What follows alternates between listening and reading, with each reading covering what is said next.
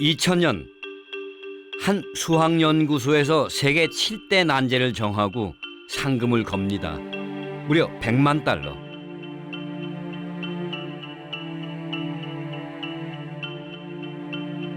그런데 불과 3년 만에 러시아 수학자가 그중 한 문제를 풀었죠. 그런데 그는 상금을 거부합니다.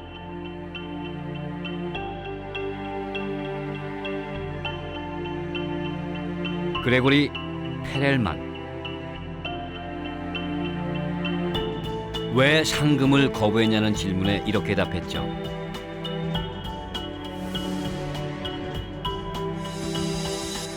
내가 우주의 비밀을 쫓고 있는데 어떻게 100만 달러를 쫓겠는가?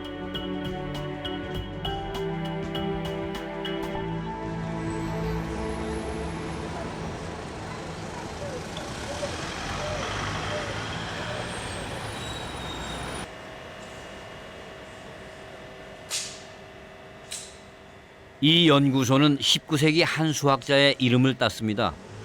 앙리 푸엥카레. 페렐만이 풀었던 문제를 낸 사람입니다.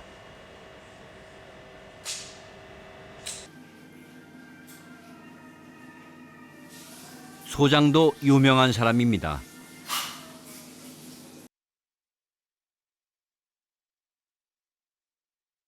수학계의 노벨상인 필즈상 수상자죠. 푸엥카레가 낸 문제는 풀이는커녕 문제 자체를 이해하는 것도 어렵습니다.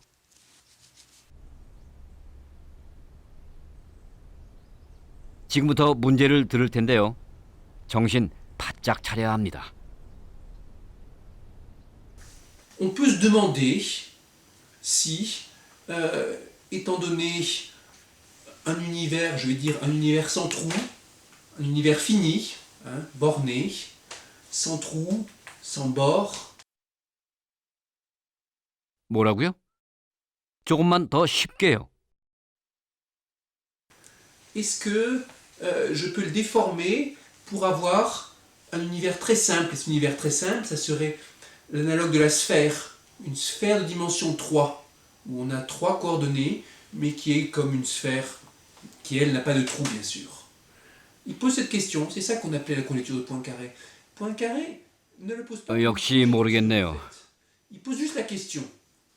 Et 그의 설명을 그림으로 바꿔볼까요? Mais cette question nous entraînerait trop loin.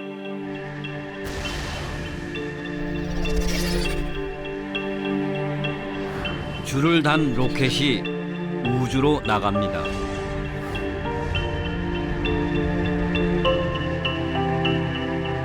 로켓이 지구로 돌아온 후 줄을 당겼을 때 걸리지 않고 하나로 모인다면 우주는 부의 모양일 것이다. 푸엥카레는 이렇게 추측했습니다.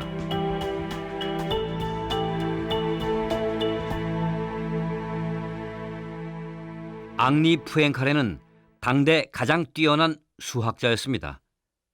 어떤 문제는 증명 없이 바로 결론에 이르는 뛰어난 직관을 가지고 있었죠. 푸엥카레의 추측도 증명 없이 던진 그의 질문이었습니다. Il pose juste la question. Et il énonce la question et après il dit mais cette question nous entraînerait trop loin. Et l'article s'arrête là. 그렇습니다.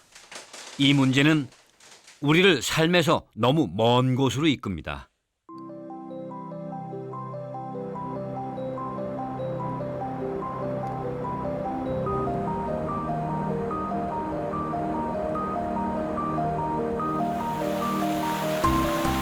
푸엥카레는 우주의 모양이 어떻게 생겼는지 알고 싶었습니다.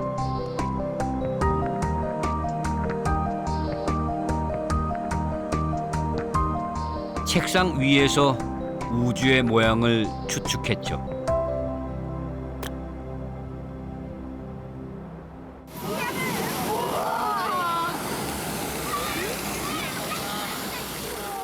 우주의 모양을 우리가 사는 지구에서는 볼 수 없습니다.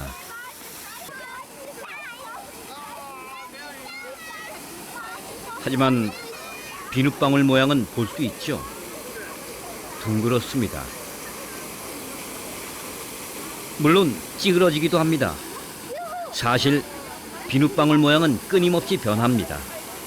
그래도 우리는 비눗방울이 둥글다고 말하죠.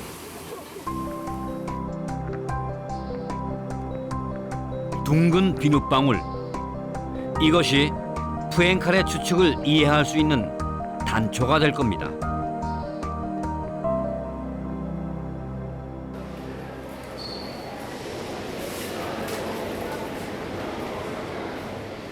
역 이름이 적혀 있는 지하철 노선도 실제 지형과는 다릅니다. 그래도 우리는 이 지도만으로 지하철을 타고 목적지까지 갈 수 있죠. 별거 아닌 것 같지만 이것도 한 수학자 덕분입니다. 그가 살던 시대는 18세기. 그를 만나러 가볼까요?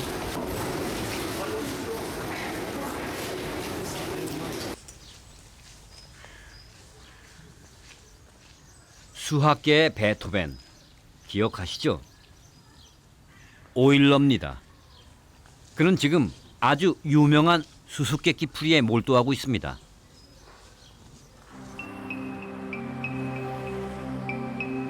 러시아 퀘니스베르크. 이 고풍스러운 도시 한가운데는 프레골리아 강이 흐릅니다. 이 강에는 7개의 다리가 있는데 어느 시민이 수수께끼를 냈죠.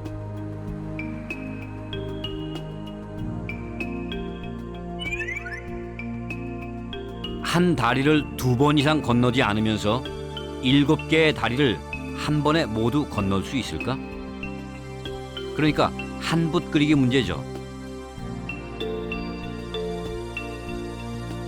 많은 시민들이 도전했지만 아무도 풀지 못하고 문제만 유명해졌습니다.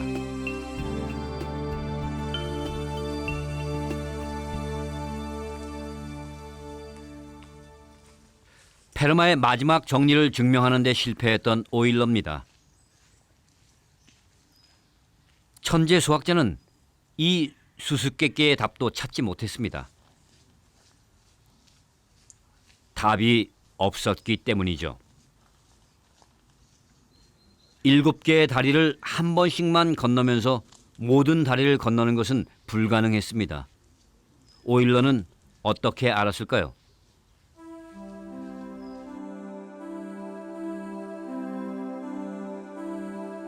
오일러는 지도를 간략하게 만들었습니다. 다리는 선으로, 다리를 잇는 땅은 점으로 만들었죠. 문제가 선명해졌습니다. 오일러는 여기서 한 붓 그리기 법칙을 찾아냈습니다. 모든 점이 짝수개의 선을 가지거나 단 2개의 점만이 홀수개의 선을 가져야 합니다. 4점이 모두 홀수입니다.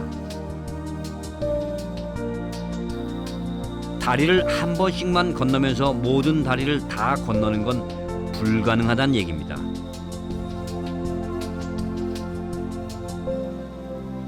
실제 지형과는 상관없습니다. 오일러는 이 풍경에서 점과 선의 연결만 봤습니다.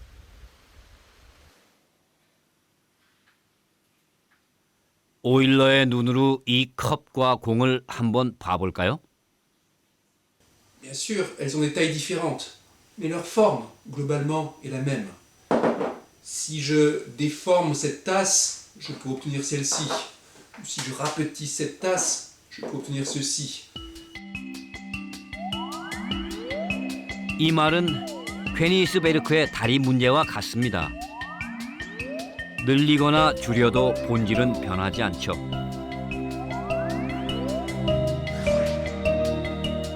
그러나 잘라버리거나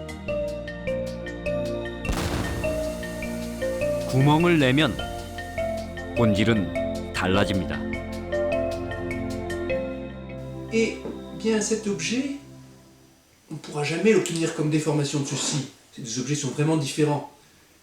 Si je déforme cette tasse, je n'obtiendrai jamais le gombox. Pourquoi? Parce que la tasse a un trou, une anse, et le gombox n'en a pas. Je peux déformer cette tasse de 1000 manières, il y aura toujours un trou. Et donc le topologiste sait que cette forme et cette forme sont des formes différentes.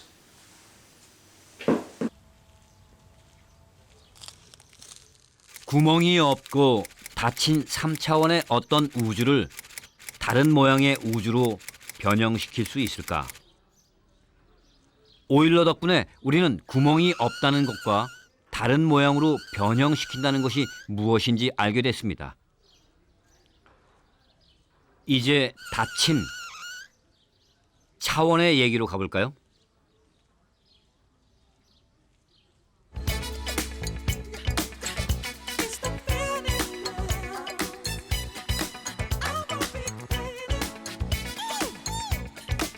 우리는 독특한 행동을 하는 사람을 종종 차원이 다르다고 표현합니다. 수학에서 말하는 차원의 눈으로 보면 세상은 아주 다르게 보이죠.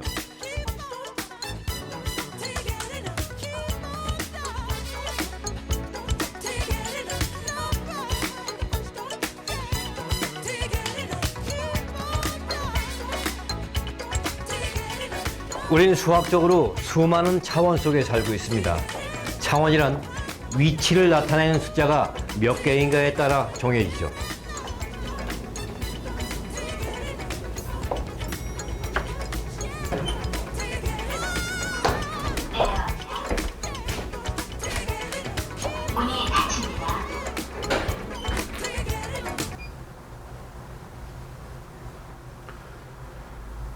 한 개의 숫자로 위치가 정해지는 것, 바로 1차원이죠. 5라는 숫자 하나로 우리는 원하는 층으로 갈 수 있습니다.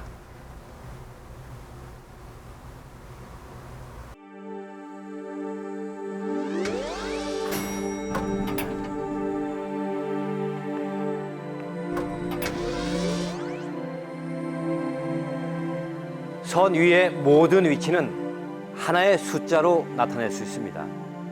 그래서 선은 1차원이죠.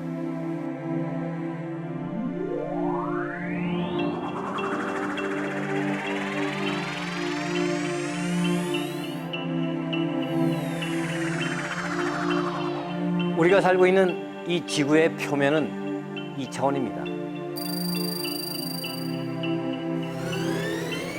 제가 지금 서 있는 이곳은 동경 131도, 북위 37도 독도입니다. 131, 37. 단 두 개의 숫자로 내가 지금 어디에 있는지 여러분한테 설명할 수 있습니다. 만약에 100개의 숫자로 정해지는 위치가 있다면 그것은 아마도 100차원일 겁니다. 그렇다면 제가 서 있는 이 2차원은 어떤 모양일까요?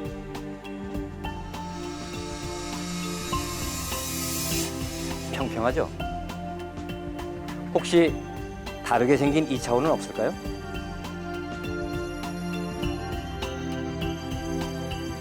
이 세계 지도의 끝까지 걸어가 보겠습니다.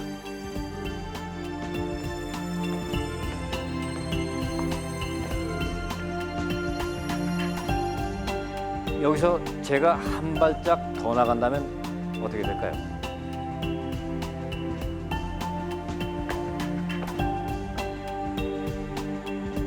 이렇게 반대쪽으로 나오게 됩니다. 지구는 둥그니까요. 우리는 지구의 어떤 지점에서 출발을 하든 처음 출발한 지점으로 다시 돌아올 수 있습니다. 우리는 평평한 2차원이 아닌 둥근 2차원에 살고 있으니까요. 그러나 다른 모양의 2차원도 있습니다. 이 배를 따라가 볼까요?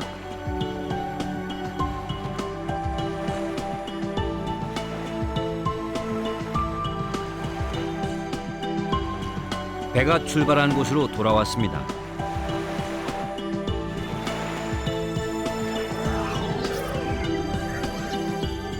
그런데 이런 모양입니다. 도넛 모양이라도 배는 출발한 장소로 돌아옵니다. 지구와 구멍이 뚫린 도넛은 본질이 다르죠.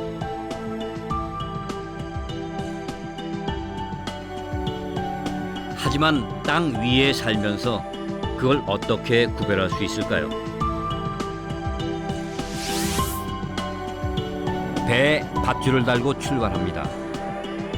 다시 돌아왔을 때 줄을 당깁니다.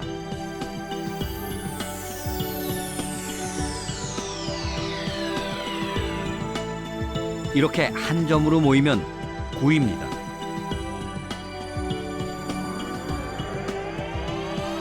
도넛은 안 됩니다. 걸리죠.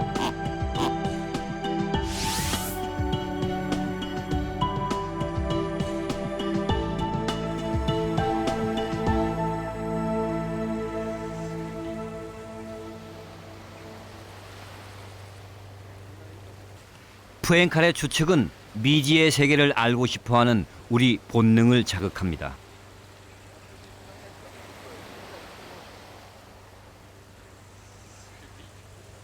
우리도 바다 앞에 선 중세 사람들과 같습니다.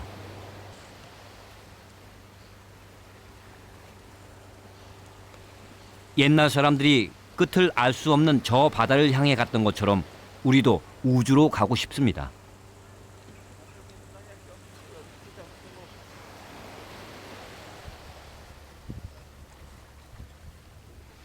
지구가 둥글다는 걸 본 적이 없는 옛날 사람들은 용감하게 배를 띄웠습니다.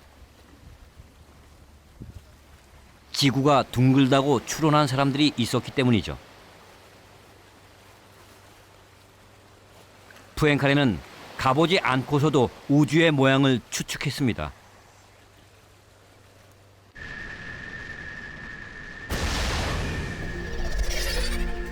지구의 표면은 2차원이지만 우주는 3차원입니다. 우주선에 줄을 달고 3차원의 우주를 향해 갑니다. 우주가 닫힌 공간이라면 우주선은 다시 지구로 돌아옵니다. 마치 세계 지도의 반대쪽으로 나오는 것처럼 말이죠.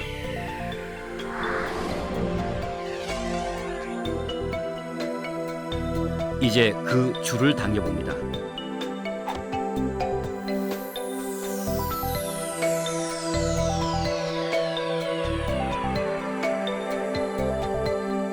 한 점으로 모입니다. 그렇다면 우주는 이 구멍이 없는 3차원의 구일 것입니다.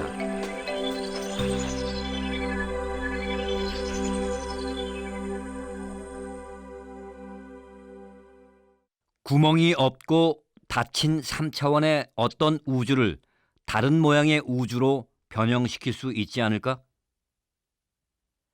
이제 우리는 푸엔칼의 추측을 이해할 수 있습니다. 푸엔칼에는 19세기에 우주의 지도를 그려본 겁니다.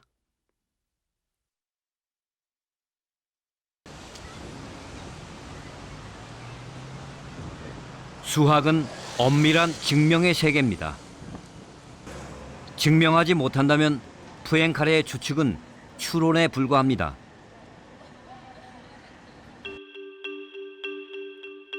(2003년 4월) MIT 공대 강당은 대만원이었습니다. 러시아 수학자 페럴만의 강의를 듣기 위해서였죠. 수학사상 가장 어려운 문제라는 푸엔칼의 추측을 나온 지 20년밖에 안 된 리치 흐름 방정식을 이용해 증명해냈습니다. 그는 자신의 논문을 인터넷 웹사이트에 올려놓았습니다. 상식을 깨는 행동이었죠. 언론사의 모든 인터뷰를 거절했습니다.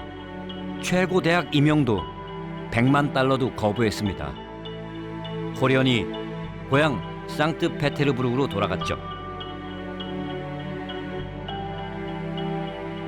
On en connaît des gens qui, par exemple, refusent des héritages pour des questions idéologiques. ou philosophiques ou déontologiques. C'est pas tellement ça qui est remarquable. Moi, ce que je trouve exceptionnel et qui est unique, c'est le fait que Perelman ait réussi, au bout de 7 années de travail solitaire, il a vu plus loin que tous les autres. C'est ça, le vrai miracle Perelman, ce qu'il faut retenir.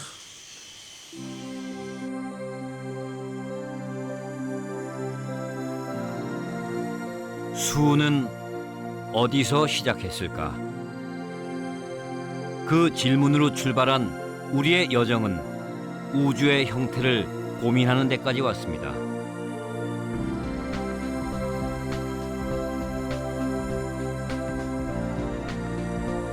그동안 많은 수학자들을 만났습니다. 수학자들은 문제를 푸는 사람이 아니라 문제를 만드는 사람입니다. 푼 문제보다는 풀리지 않은 문제가 훨씬 많습니다. 모든 문제들이 우리를 앞으로 나가게 합니다.